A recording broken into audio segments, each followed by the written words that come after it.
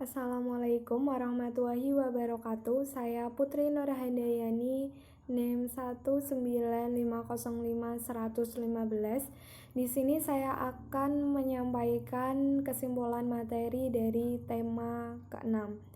Nah, dari penjelasan pemakalah mengenai tinjauan etika bisnis dalam teknologi informasi, dapat saya tarik kesimpulan bahwa memang di era sekarang ini menuntut kita untuk mengikuti perkembangan teknologi informasi, salah satunya pada bidang bisnis. Karena memang penerapan teknologi informasi ini memiliki banyak keuntungan. Yang pertama, kecepatan. Teknologi informasi ini dapat mengolah data yang rumit dengan sangat cepat. Yang kedua, konsistensi. Hasil pengolahannya pun sangat konsisten karena bentuknya sudah distandarkan. Yang ketiga, ketepatan. Teknologi informasi ini juga akurat, dapat mendeteksi perbedaan yang sangat kecil sekalipun. Yang keempat, keandalan.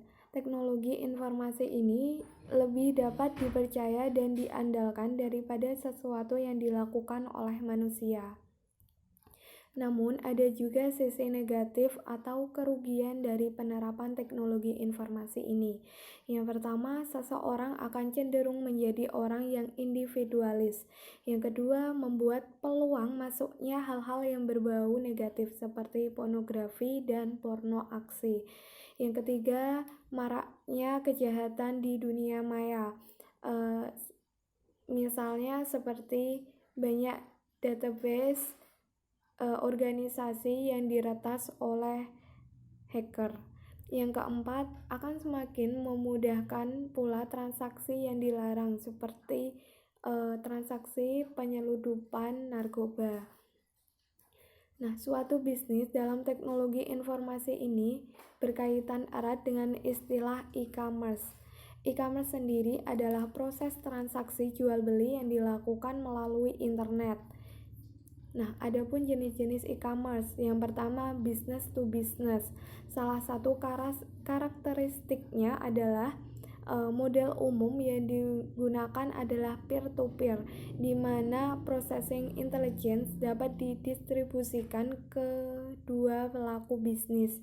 Yang kedua, jenis business to customer, di mana salah satu karakteristiknya adalah terbuka untuk umum, di mana informasi disebarkan secara umum dan dapat diakses secara bebas, sehingga servisnya pun dapat digunakan oleh banyak orang. Jenis yang ketiga adalah customer to customer.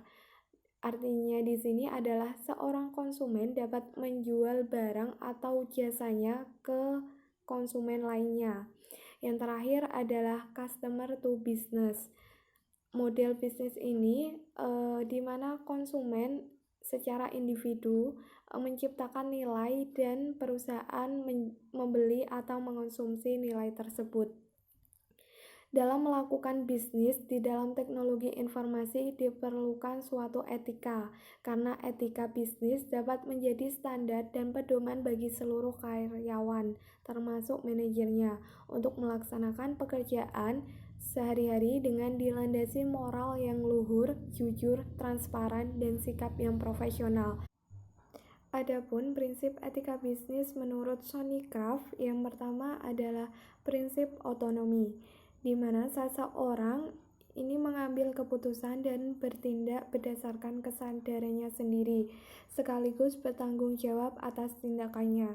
Yang kedua, prinsip kejujuran.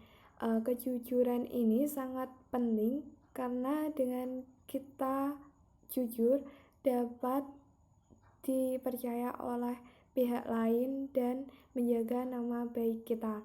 Yang ketiga, prinsip keadilan. Prinsip keadilan menuntut agar setiap orang diperlakukan secara sama, tidak ada pihak yang dirugikan hak dan kepentingannya. Yang keempat, prinsip menguntungkan.